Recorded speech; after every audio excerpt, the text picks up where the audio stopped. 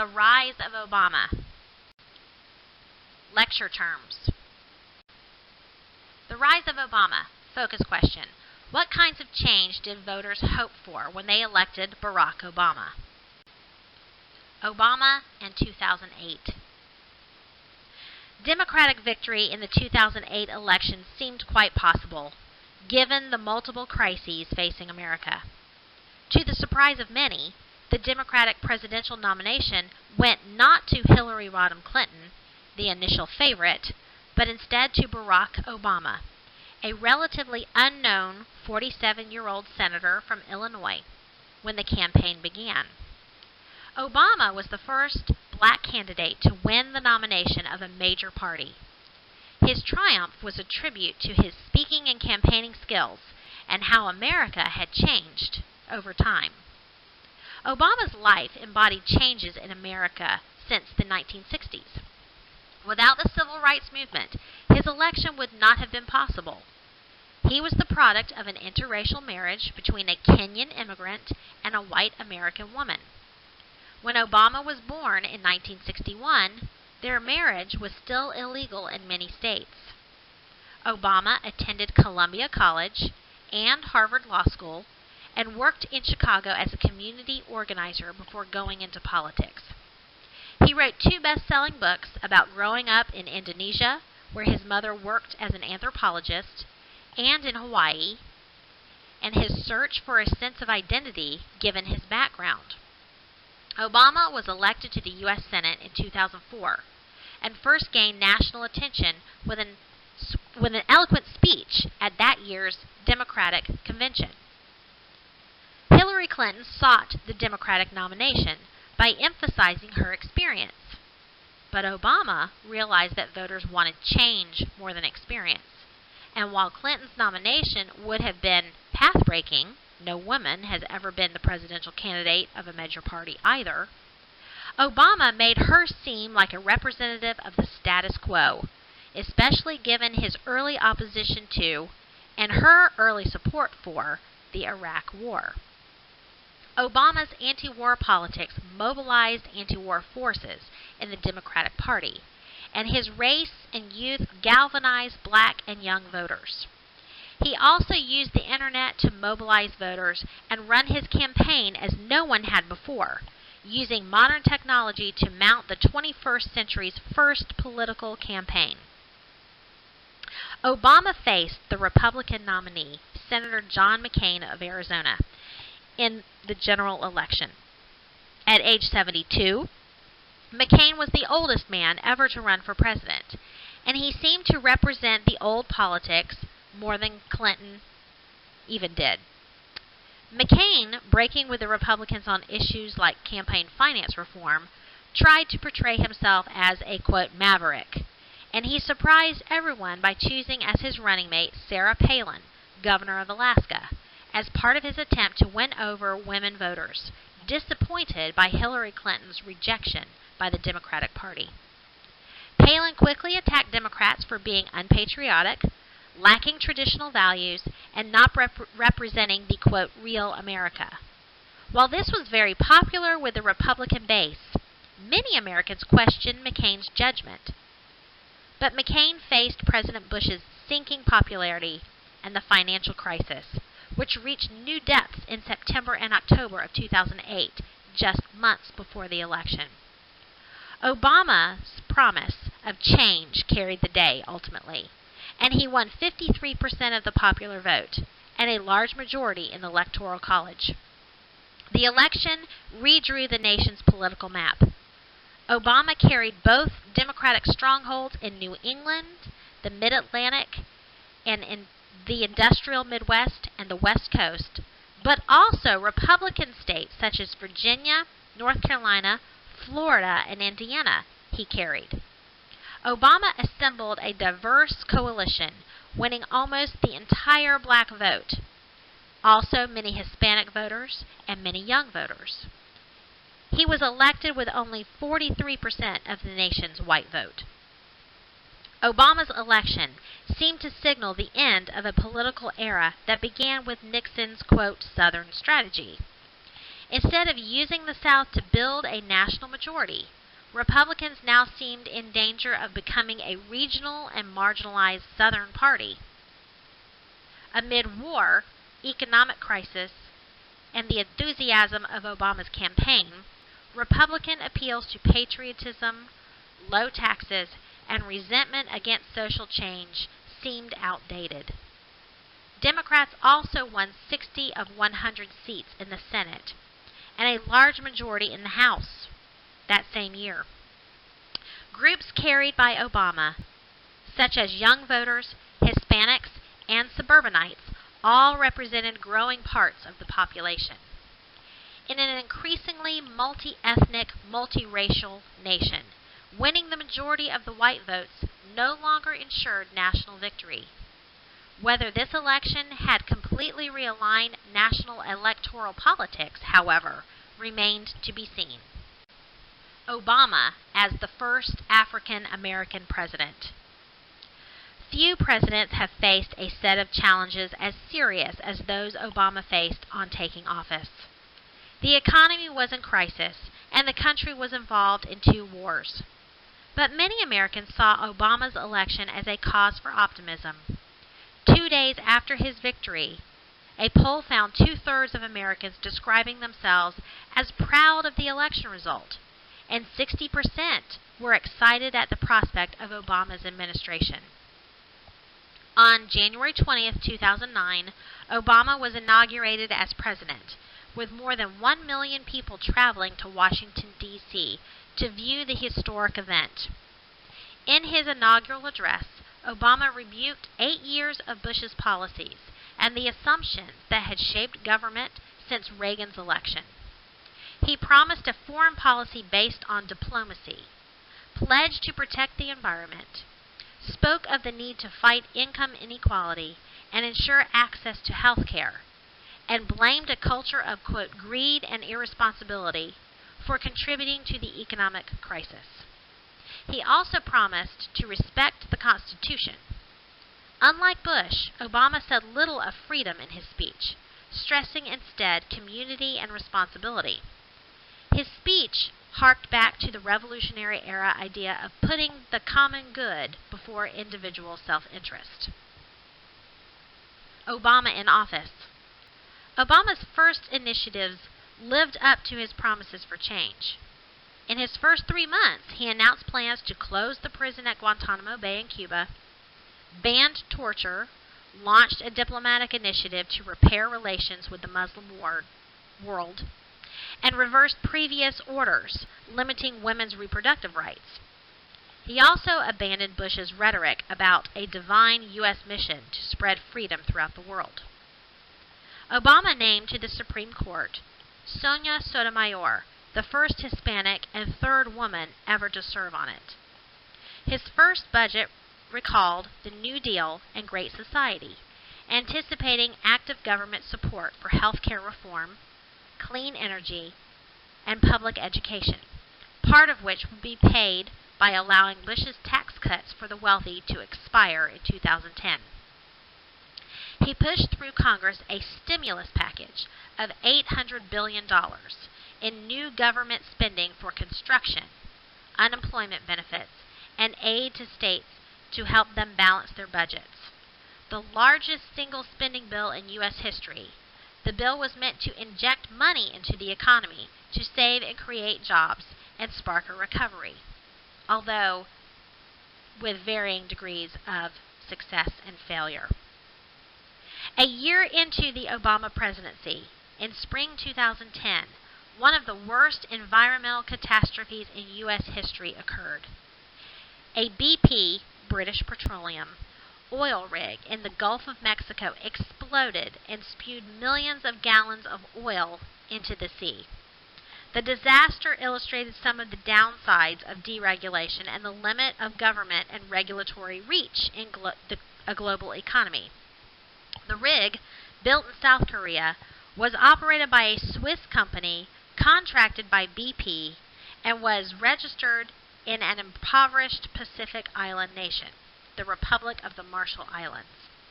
The complicated web of business interests and responsibility mixed with past policies of deregulation of corporate and environmental oversight added to the legal realities of separate nation-state autonomy. That meant that the Republic of the Marshall Islands was where much of the safety responsibility had technically lain, even though the spill occurred off the U.S. Gulf Coast. The oil washed up on the beaches from Texas to Florida, killing marine life, birds, and other animals, and devastating local economies reliant upon Gulf tourism. It took months to stop the leak, much longer to restore the beaches, and the extent of the larger environmental and health issues connected to the spill had yet to be determined as of 2013. Additionally, most of the year of the first Obama presidency saw intense congressional debate over reconstructing the nation's healthcare system in order to give insurance to the millions who lacked it and stop abusive practices by insurance companies. In March 2010, after months of bitter debate, Congress passed a sweeping health care bill that required all Americans to purchase health insurance and most businesses to provide it to their employees. It also gave some subsidies to those with low incomes so they could afford the insurance. This was the most far-reaching piece of social legislation since the Great Society of the 1960s, and it aroused intense opposition from some who called it, quote, government takeover of health care. Every Republican in Congress voted against it, and many now still go against it because of its early failings with registration and enrollment. Obama's first term.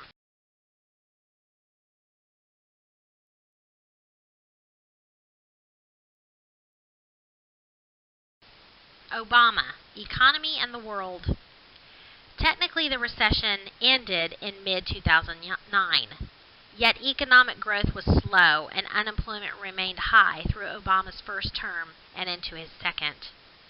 State and local governments, which counted for almost 1/6 of all jobs in the United States, cut employment sharply to save money.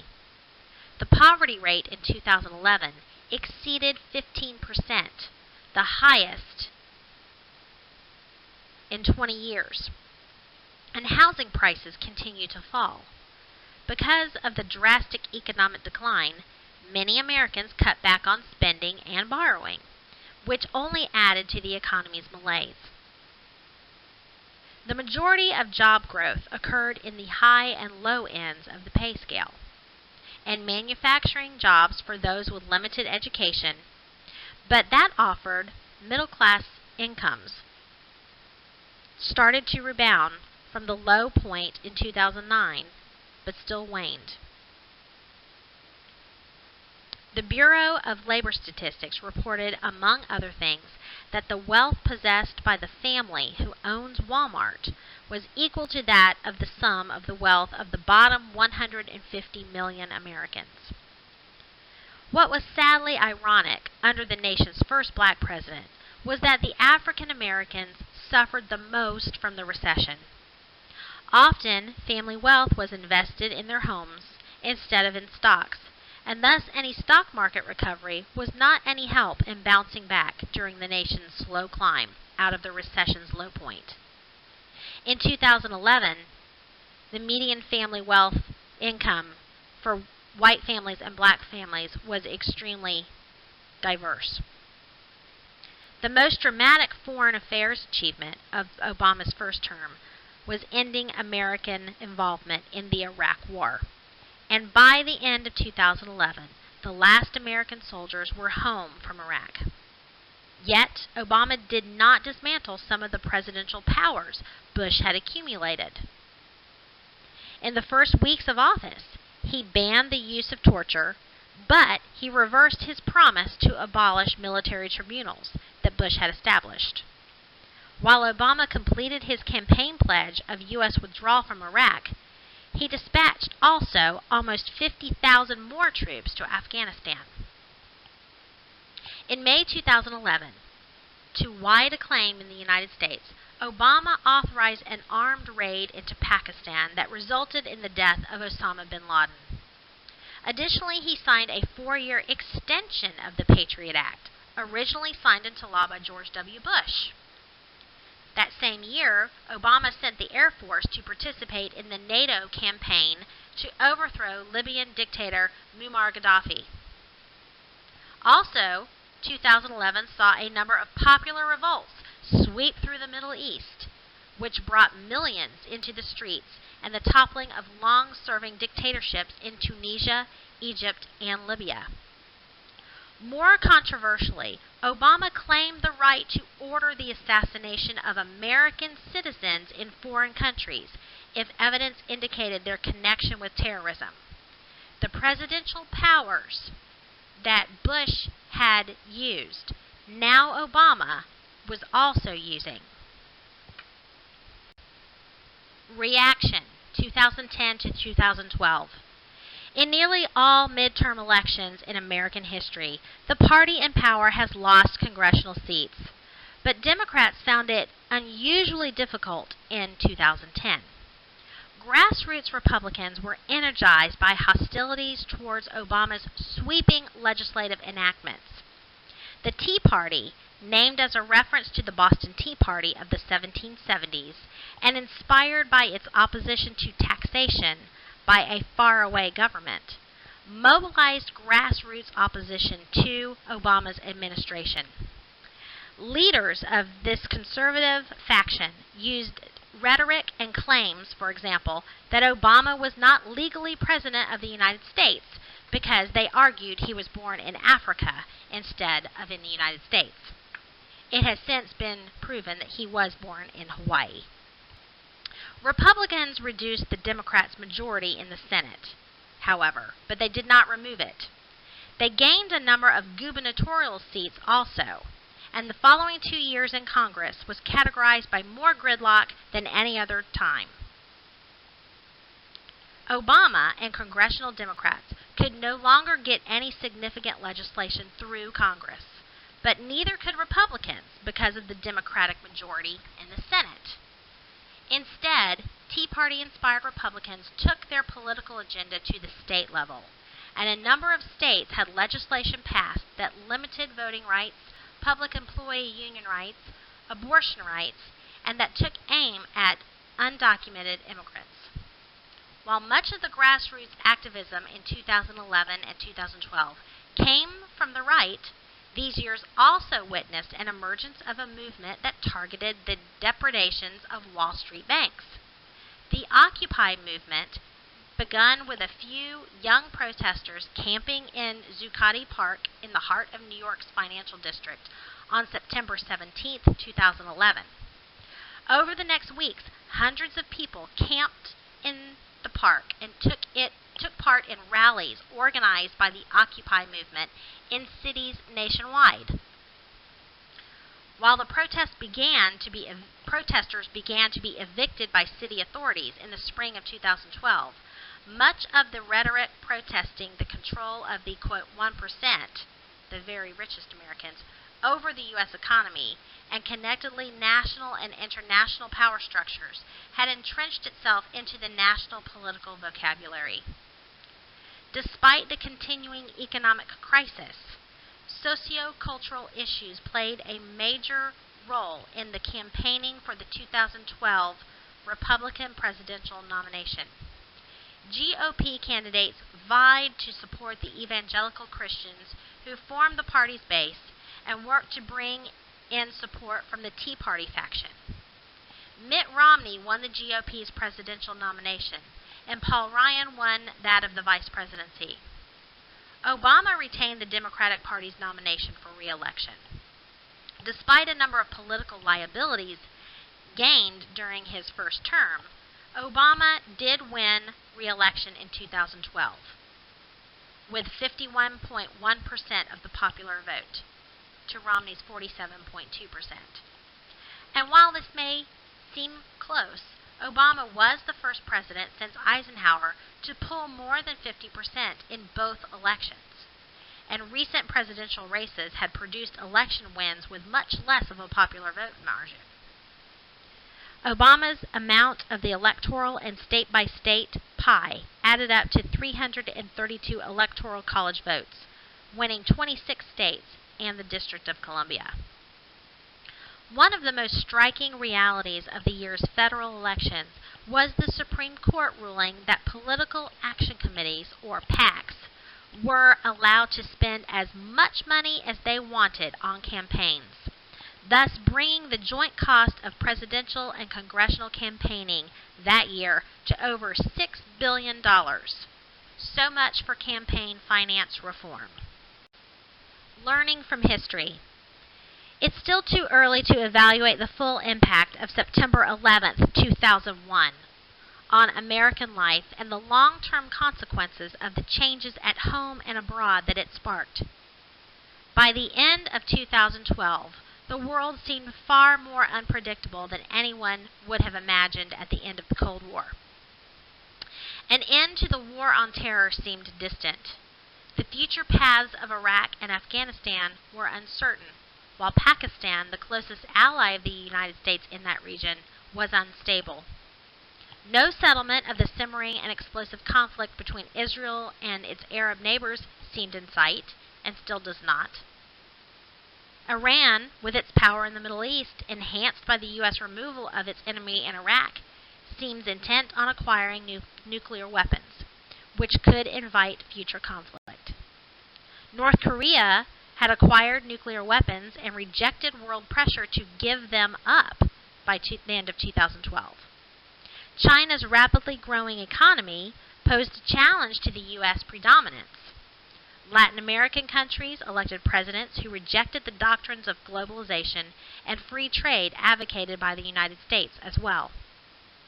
No one knew by the end of 2012 how any of these future crises would be resolved, and some we still don't know the answers to. Some predicted a multipolar world in which countries like China and India will also be major powers, challenging the United States. The final impact of the global financial crisis is still unclear. What is clear is that September 11th and its aftermath drew attention to essential elements of the history of American freedom. Freedom is still essential to Americans' sense of themselves and their nation, and they continue to debate issues in a political landscape shaped by these ideas of freedom. Freedom remains an evolving concept in the United States. Its definition open to disagreement, and its boundaries never fixed. Freedom is neither self-reinforcing nor self-correcting, and its preservation requires eternal vigilance, especially in times of crisis. Thank you.